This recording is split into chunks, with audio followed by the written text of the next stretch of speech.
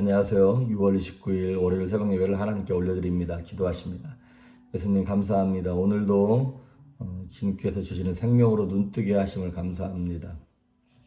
어지러운 세상 가운데 고달픈 인생 가운데 수고하고 무거운 짐을 예수님께 가지고 나아가오니 우리의 짐을 가볍게 하시며 평강케 하여 주시옵소서.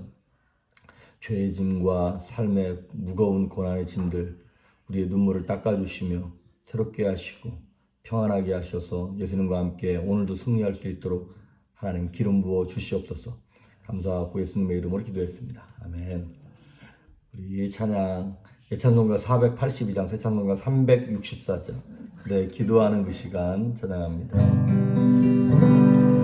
내 기도하는 그 시간 내게는 가장 즐겁다.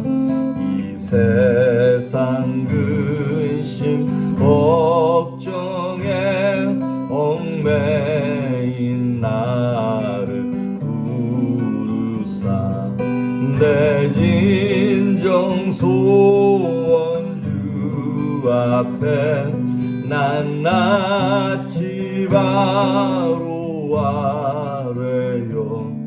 큰 불행 당해 슬플 때 나 위로 받게 하시네.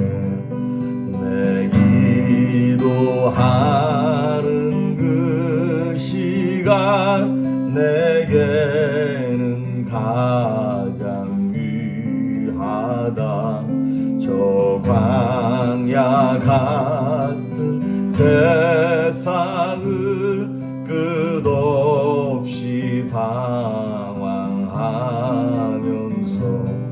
위태한 길로 나갈 때 주께서 나를 이끌어 그 보좌 앞에 나가 그 은혜 받게 하시네. 내 기도하는 그 시간 그때가 가장 즐겁다. 이때 꽃이 든 죄로 내 마음이 아파도 참 마음으로 뉘우쳐 나 숨김없이 아뢰며 주 나를 위해 옥주사 새 은혜 부어주시네. 내 기도하는 그 시간 그때가 가장 즐겁다. 주 세상에서 일찍이 저 요란한 비하여 빈들의 소라산에서 온 마을 세고 중에서 주 예수 기도로 큰 복을 보여주셨네.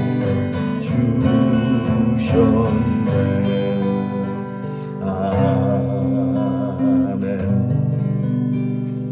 아멘. 오늘 우리에게 주시는 말씀은 마가복음 14장입니다. 마가복음 14장 32절에서 42절에 있는 말씀까지. 지난주 금요일 날까지의 숙제가 마가복음을 끝내는 것이었죠. 10장부터 16장까지. 이제 오늘 내드릴 숙제는 누가복음 시작입니다. 누가복음 1장부터 9장 50절까지. 9장 다 마치셔도 괜찮은데요. 이야기 흐름 때문에 누가복음 1장부터 9장 50절까지. 자, 오늘 본문은 마가복음 14장입니다.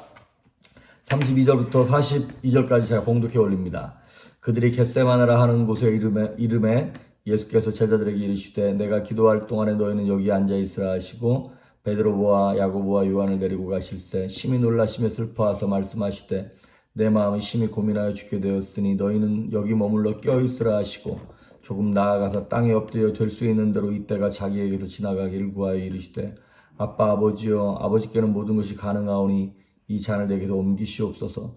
그러나 나의 원대로 마시옵고 아버지의 원대로 하옵소서 하시고 돌아오사 제자들이 자는 것을 보시고 베드로에게 말씀하시되 시몬아 자느냐 네가 1시간도 깨어있을 수 없더냐 시험에 들지 않게 깨어있어 기도하라. 마음에는 원이로되 육신이 약하도다 하시고 다시 나아가 동일한 말씀으로 기도하시고 다시 오사 보신즉 그들이 자니 이는 그들의 눈이 심히 피곤함이라. 그들이 예수께 무엇으로 대답할 줄을 알지 못하더라. 세 번째 오사 그들에게 이르시되 이제는 자고 쉬라. 그만 되었다. 때가 왔도다. 보라 인자가 죄인의 손에 팔리느니라. 일어나라 함께 가자. 보라 나를 파는 자가 가까이 왔느니라. 아멘. 오늘 이 말씀은 이제 예수님께서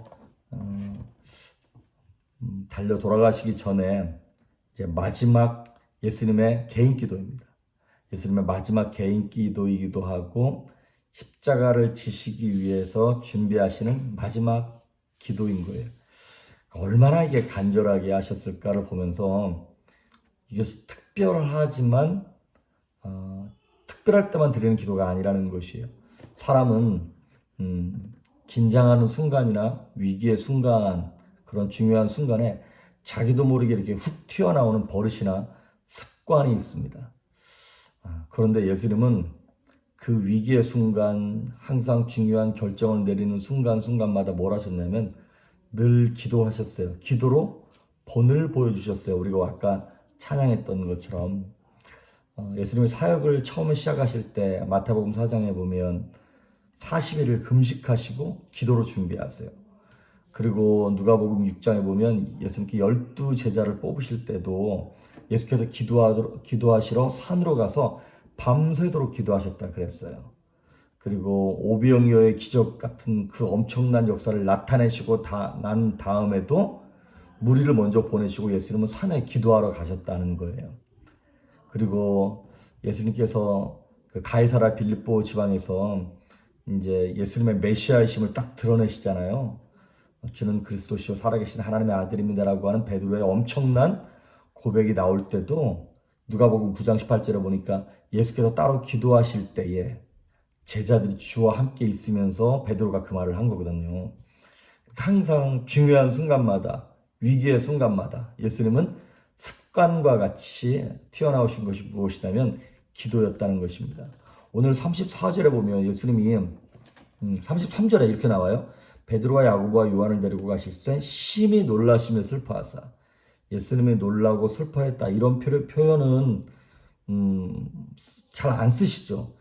예수님이 쓰시는 단어가 아닙니다. 그런데 이제 십자가를 앞에 두고서는 예수님이 너무 힘드신 거예요. 34절에 보면 말씀하시되 내 마음이 심히 고민하여 죽게 되었으니, 심히 고민하여 죽게 되었으니, 영어로는 뭐라고 써있냐면 sorrow to the point of death, 죽음의 포인트까지 갈 정도로 너무 힘들고 슬프고 마음이 어려웠다는 거예요.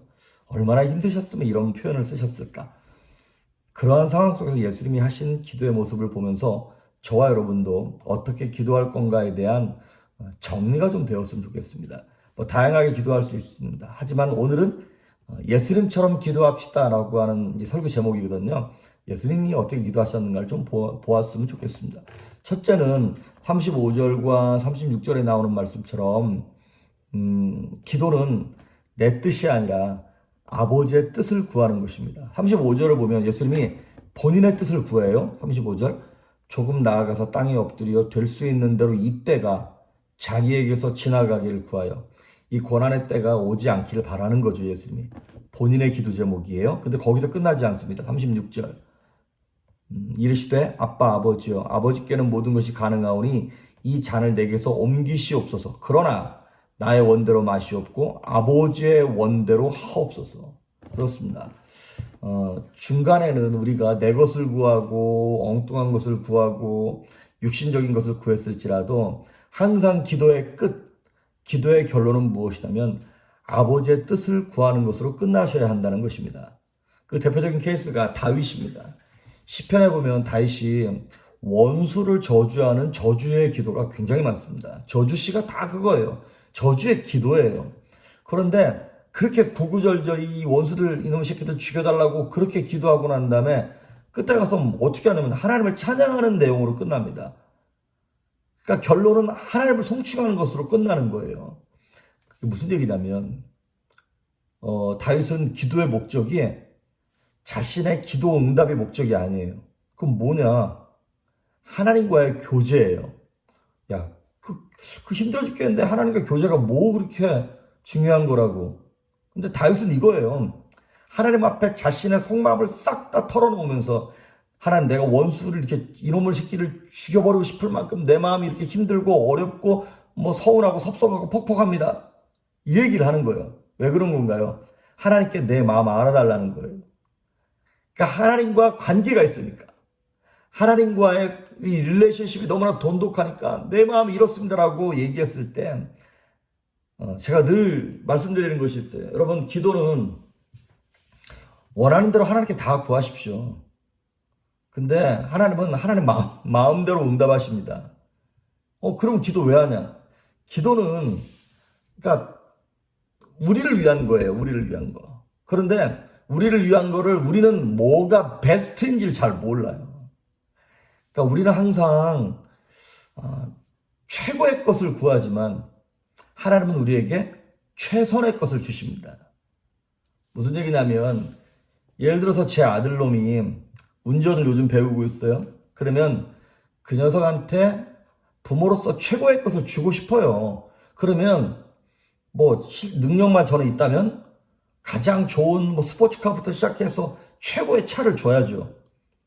그런데 그 아이를 생각하면 최고의 것이 아니라 최선의 것, 그냥 좀 어디에 받치고 긁혀도 괜찮은 일단 첫 차니까 막 굴러다니는 거, 그런 거 일단 줘보고 점차 실력이 나아지면 그 아이에게 맞는 것을 주는 것처럼 하나님께서는 우리가 무엇을 구해도 하나님 마음대로 응답하십니다.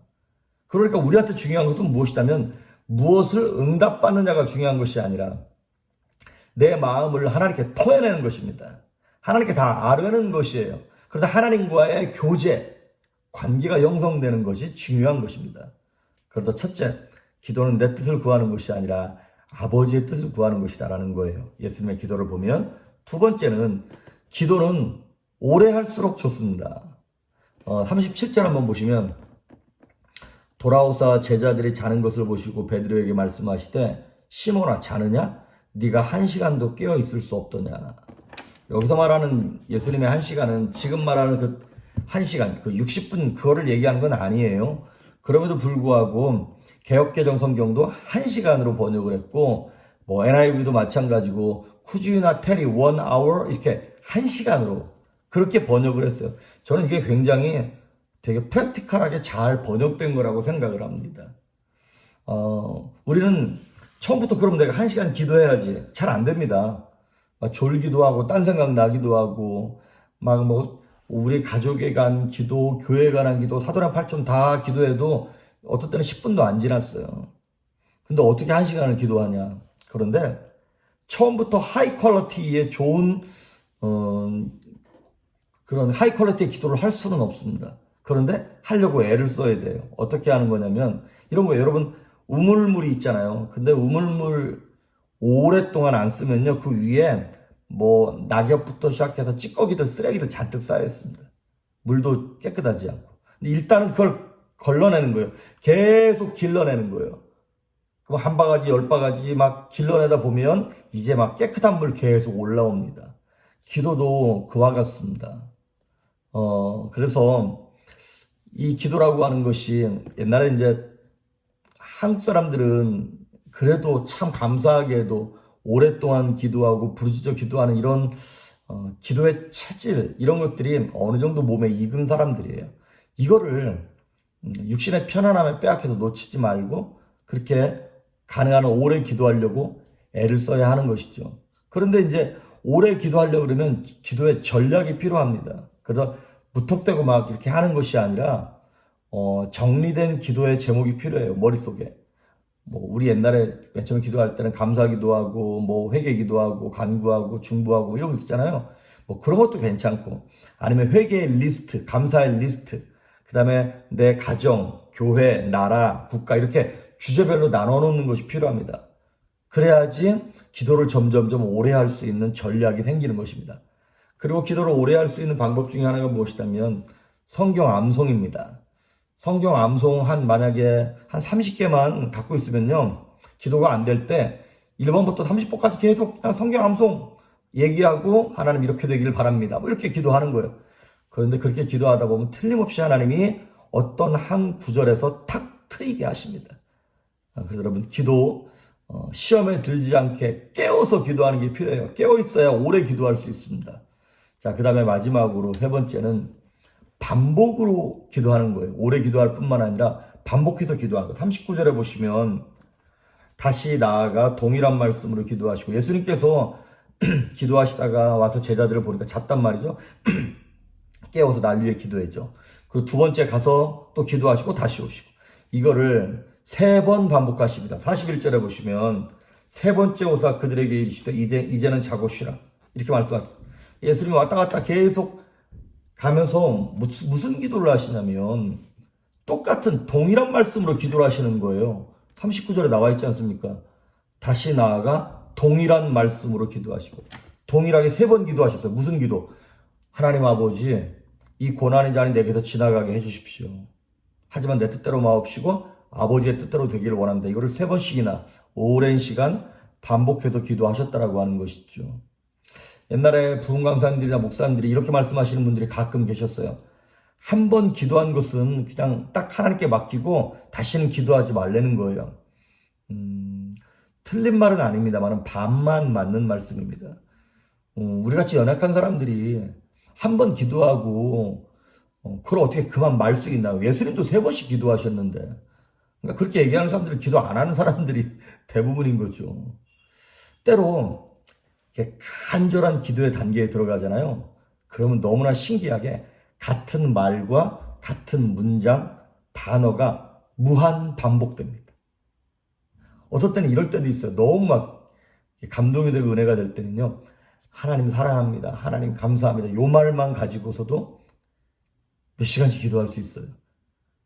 그건 성령에 이렇게 감동되었을 때. 근데 어쨌든 간절한 기도의 단계에 들어가면 그 심령의 갈급함 때문에 긴 센텐스나 문장이 필요 없어요. 만약에 내 아들이 막 죽어가고 있고 막 너무 갈급하다. 그러면 무슨 기도가 필요할까요? 고상하게 미사여구가 필요할까요? 내 아들 이름 불러가면서 하나님 살려주십시오. 살려주십시오. 막 이러지 않을까요? 절체절명의 위기의 순간에 우리가 할 기도는 무엇이냐면 반복 기도입니다. 엘리야도 비 오게 해달라고 7번이나 자기 머리를 무릎 속에 넣고 넣다 뺐다를 반복하면서 자기 종 시켜가지고 야 가서 비 오나 봐라 구름 떴나 봐라 7번이나 반복했다는 거예요. 사도 바울도 자신에게 있는 육체의 가시 없애려고 3번씩이나 아주 그냥 목숨을 걸고 하나님 앞에서 결단하면서 기도한 적이 있었죠. 그런 것처럼 반복 기도에는 능력이 있습니다. 물론 여기는 의미 없이 중언부언하는 그냥 별 생각 없이 한 말도 하고 한 말도 하고 하는 것처럼 그것에 대해서 산상수훈에 예수님 말씀하셨잖아요. 야 그렇게 말을 많이 하는 것은 이방인들이나 많이 하는 거다라 그랬어요. 그러니까 의미 없는 중언부언 반복해서 하는 말 말고 간절함이 깃든 기도에는 반복이 될 수밖에 없습니다. 그래서 기도의 내용은 결론은 하나님 뜻대로 되게 해달라는 결론이지만 중간에는 여러분의 것을 구하십시오. 괜찮습니다. 육신적인 것도 괜찮습니다. 구하십시오. 하지만 결론 끝에 가서는 하나님 뜻을 구하는 것이고요. 또 그런 기도들이 더 하이 퀄리티의 기도가 되려면 오래 기도하셔야 되고 또 간절하게 하나님께 상달되려면 반복해서 기도하시면서 예수님이 하셨던 기도의 그 높은 차원의 경지를 저와 여러분도 경험할 수 있기를 주의 이름으로 축복합니다. 기도하십니다. 예수님 감사합니다. 위기의 때, 고난의 순간에 예수님이 하셨던 것처럼 우리도 예수님처럼 기도하게 하시고 분주하고 바쁜 일상의 속에서 우리도 더 많은 시간을 할애하며 더 깊은 기도의 내용들을 가지고 하나님 앞에 간절함을 올려드릴 수 있는 기도의 용사들이 되게 하여 주시옵소서. 오늘 하루도 승리하기를 소망하며 예수님의 이름으로 기도했습니다. 아멘.